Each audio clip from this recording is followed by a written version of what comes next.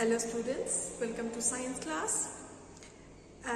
Wish you all a very happy new year.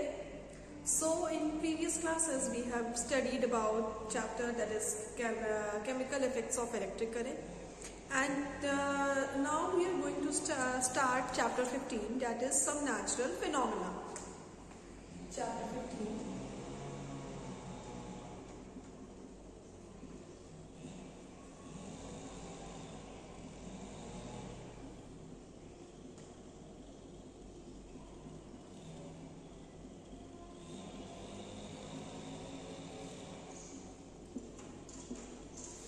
Some natural phenomena.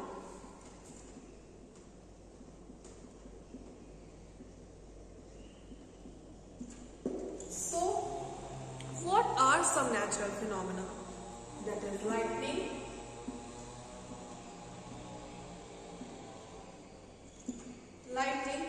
earthquake,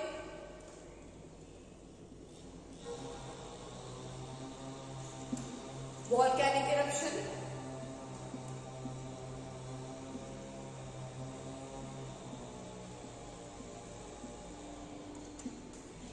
cyclones. So, and there are many more. So, in this chapter, there are lightning, some natural phenomena, there are lightning, earthquake, volcanic eruption and cyclone. Okay? But now we are going to study lightning and earthquake. Okay? We are going to study lightning and earthquake. Okay?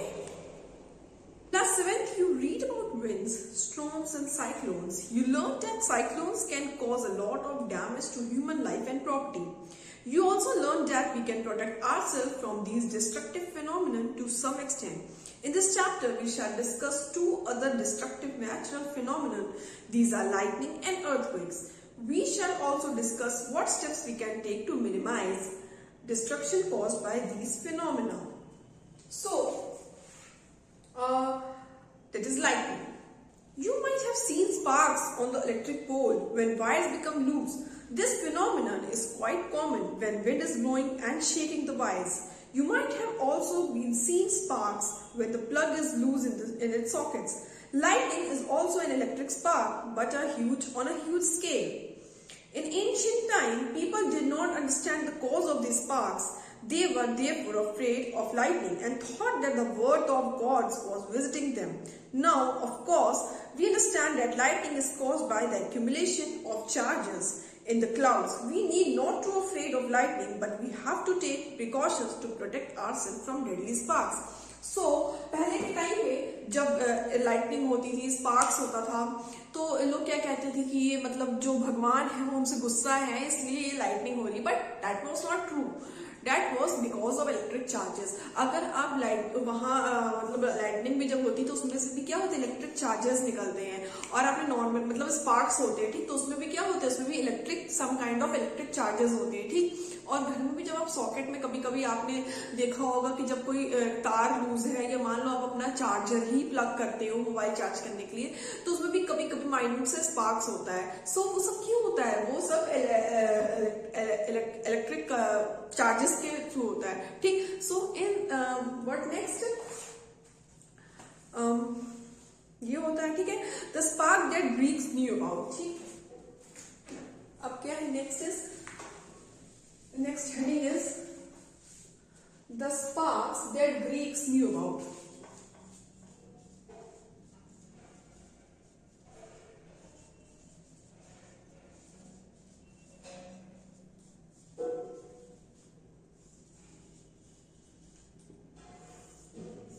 Okay, so 600 BC में 600 BC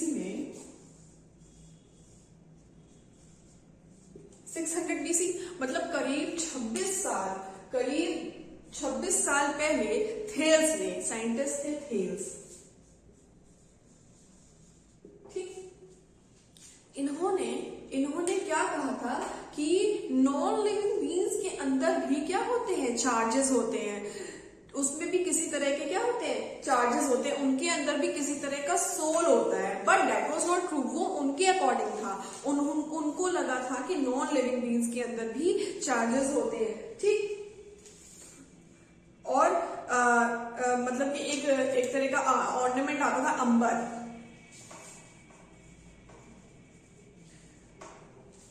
ठीक, उनको भी लगा था, उनके मतलब कि उनको लगा था कि उसके अंदर भी किसी तरह का सोल है। ठीक, बट वो ट्रू नहीं था। उसके अंदर क्या था, उसके अंदर क्या होता है, इलेक्ट्रिक चार्जेस होते हैं। ठीक है, तो अब उनके अकॉर्डिंग मतलब पहले के जब मतलब जो पहले के टाइम में, पिछले टाइम में क्या करते थे लोग, अंबर के थ्रू, मतलब अंबर की जो प्रॉपर्टी थी उससे लोग मतलब कि पार्टीज वगैरह में इंजॉय करते थे। वो लोग अंबर ही पहने रहते थे और उसको वो लोग क्या करते थे, उसको निकाल के कपड़े में रब करके फ्रॉक के ऊपर ले जाते थे।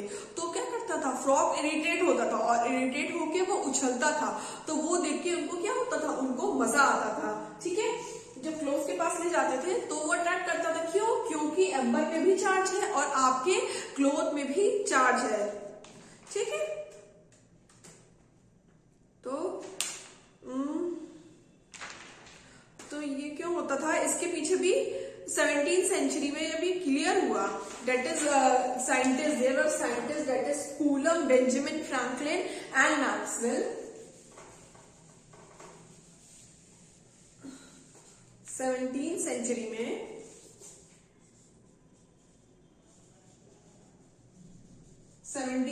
में क्लियर हुआ कूलम के थ्रू, बेंजामिन फ्रैंकलिन के थ्रू,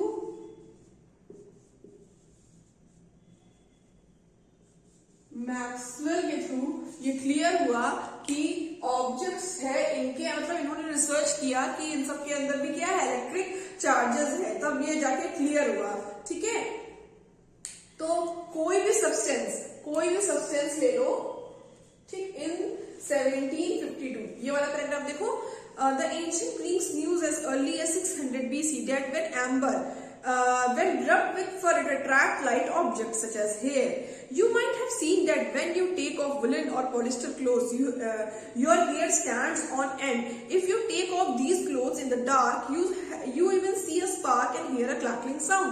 तो आप कभी-कभी जब आप अपने वुलन क्लोथ्स जब ऐसे उतारते हो, ठीक है, तो उसमें कभी-कभी आपने सुना होगा वो दिखाई नहीं देता है, मतलब हल्का-हल्का क्रैकलिंग साउंड उसमें से प्रोड्यूस होता है। ठीक, हल्का-हल्का, बहुत ही हल्का-हल्का, अगर आप देखो अगर ध्यान से अंधेरे में, तो हल्का-हल्का स्पार्क भी होता है। क्यों होता है? क्योंकि वो भी क्या होता है, वो भी चार्जेस कंटेन करते हैं। ठीक है, so in 1752 Benjamin Franklin, an American scientist, showed that lightning and the spark from your clothes are essentially the same phenomenon. However, it took 2000 years from this realization to occur.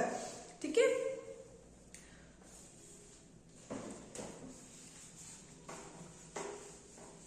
तो कोई भी object ले लो, ठीक है, example कोई भी object ले लो, इसमें छोटे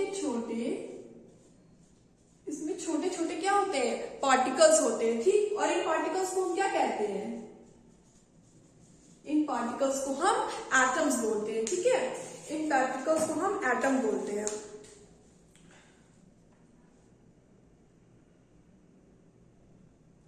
और ये पार्टिकल्स इतने छोटे होते हैं कि आप इनको अपने नेकेड आई से भी नहीं देख सकते हो। ठीक, बाकी इसमें जो भी है वो आप अपने मतलब फर्दर हायर क्लास में पढ़ोगे। ठीक है, इसमें और ज्यादा आगे जानने की मतलब इसमें जरूरत नहीं है।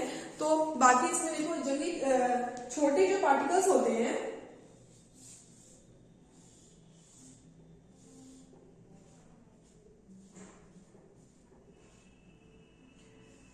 इन छोटे पार्टिकल्स को भी जब आप इसमें से किसी एक पार्टिकल को जूम करके देखोगे तो इसके अंदर भी और पार्टिकल्स हैं। ठीक, इसको आप क्या बोलोगे, मतलब इसमें दो तरह के पार्टिकल्स हैं, इलेक्ट्रॉन्स एंड प्रोटॉन्स। ठीक, इलेक्ट्रॉन्स एंड प्रोटॉन्स। और जैसे मान लो मतलब इसमें ढेर सारे पार्टिकल्स हैं, और जब आप इसी पार्टिकल को जूम करके देखोगे तो इसमें इलेक्ट्रॉन्स भी हैं और प्रोटॉन्स भी हैं। ठीक, और इसमें जितने इलेक्ट्रॉन्स हैं उतने ही प्रोटॉन्स हैं।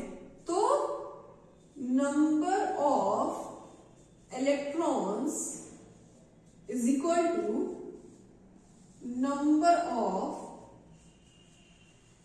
प्रोटॉन्स। ठीक, number of electrons is equal to numbers of protons.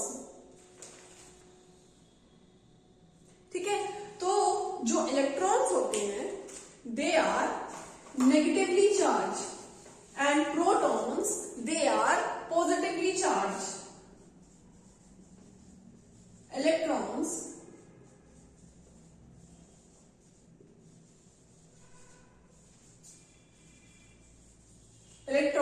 they are negatively charged and protons they are positively charged। Okay, तो किसी भी ऑब्जेक्ट के अंदर जितना ही नेगेटिव चार्ज है उतना ही उसमें क्या होगा, पॉजिटिव चार्ज है। सपोज ये मार्कर ले लो, इसमें जितना ही नंबर ऑफ इलेक्ट्रॉन्स है उतना ही नंबर ऑफ प्रोटॉन्स होगा। ठीक है, तो ओवरऑल सब्सटेंस क्या हो जाएगा, सब्सटेंस हो जाएगा न्यूट्रल। सपोज यही ले लो, इसमें जितना इलेक्ट्रॉन्स है उतना ही इसमें क्या है, प्रोटॉन्स है। तो ये सब्सटेंस क्या हो जाएगा, न्यूट्रल हो जाएगा। ठीक, और ये दोनों की मतलब जब जितना नंबर ऑफ इलेक्ट्रॉन्स है उतना ही प्रोटॉन्स है, तो ये क्या कर जाएंगे, दोनों एक दूसरे को कैंसिल कर जाएगा। जैसे मैथ्स में भी आपने पहले पढ़ा होगा कि जितना पॉजिटिव है उतना ही नेगेटिव है, तो पॉजिटिव नेगेटिव क्या होता है, positive negative they cancel out each other. Okay,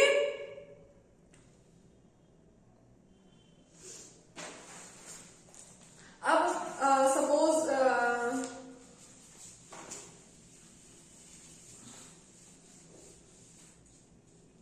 suppose एक ऑब्जेक्ट है, इसमें इलेक्ट्रॉन है और प्रोटॉन है। ठीक है, अब इसमें अगर आपको क्या करना है,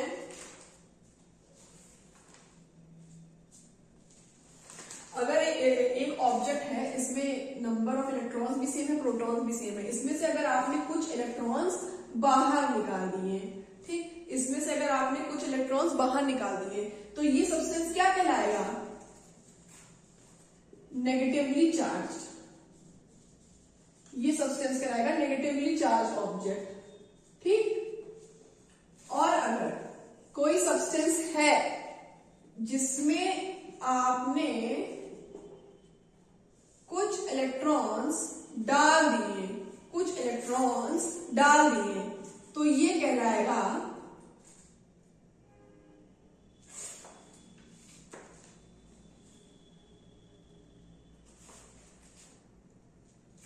अगर कुछ इलेक्ट्रॉन्स निकाल दिए तो ये कहलाएगा पॉजिटिवली चार्ज। ठीक, क्योंकि आप नेगेटिव चार्ज इलेक्ट्रॉन्स निकाल रहे हो। ठीक, तो ये कहलाएगा पॉजिटिवली चार्ज ऑब्जेक्ट। ठीक, और अगर आपने कुछ इलेक्ट्रॉन्स डाल दिए तो ये कहलाएगा negatively charge.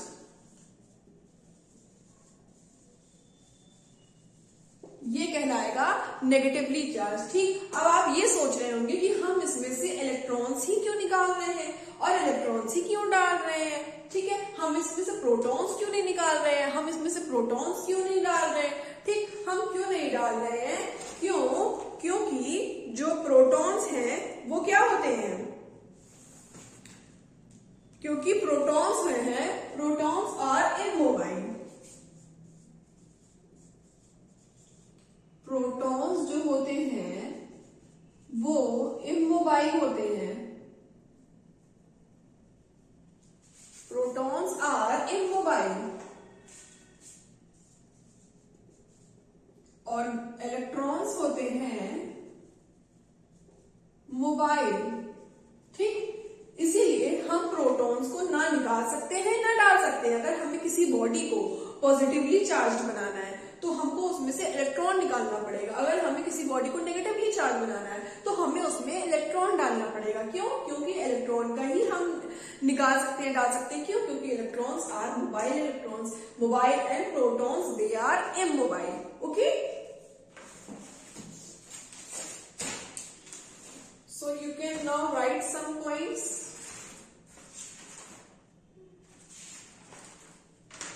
You can write some points.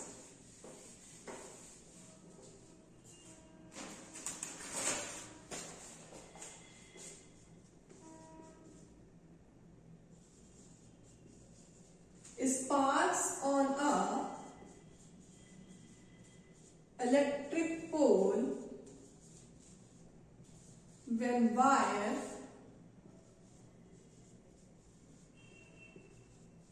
become loose.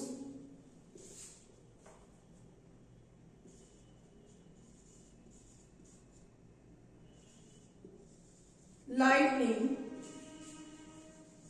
is caused by the accumulation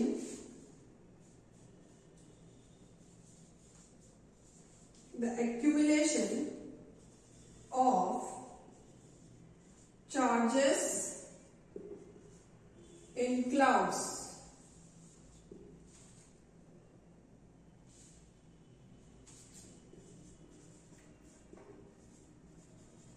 Benjamin Franklin showed that lightning, the spark from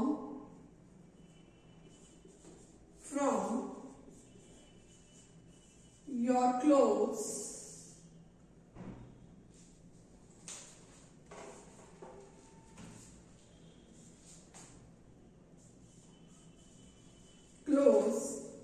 are essentially same. ठीक, तो you can write all these 3 points. Sparks on electric pole when wire become loose. ठीक, तो electric pole पे sparks कब होता है? जब वहां की तार जो होती है वो लूज हो जाती है। ठीक, lightning is caused by the accumulation of charge in the clouds. ठीक है, लाइटनिंग कब कॉज होती है? जब चार्जेस का cause by accumulation of charges in the cloud. ठीक है, तब ये कॉज होती है। Third, Benjamin Franklin showed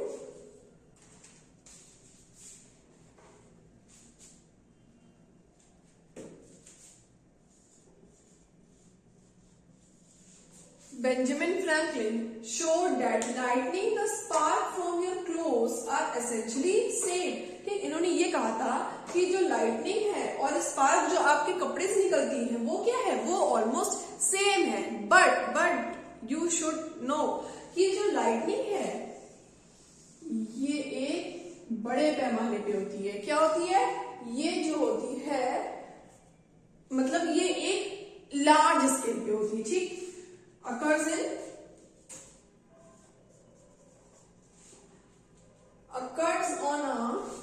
occurs on a very large scale।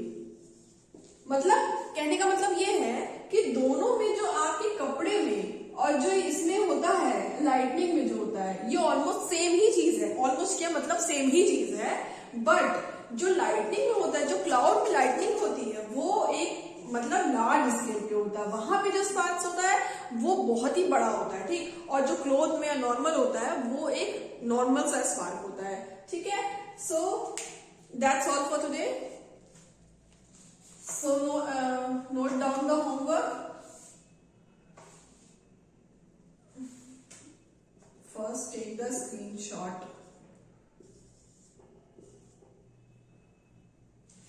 क्या था? Benjamin Franklin.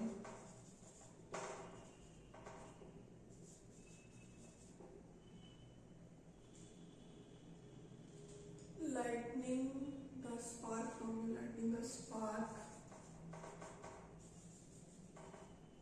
Okay, take the screenshot. Take the screenshot. Okay. Okay. So in your homework, just study about this lightning and these points. Okay. And next class we will continue from charging by rubbing. Okay. Thank you, class.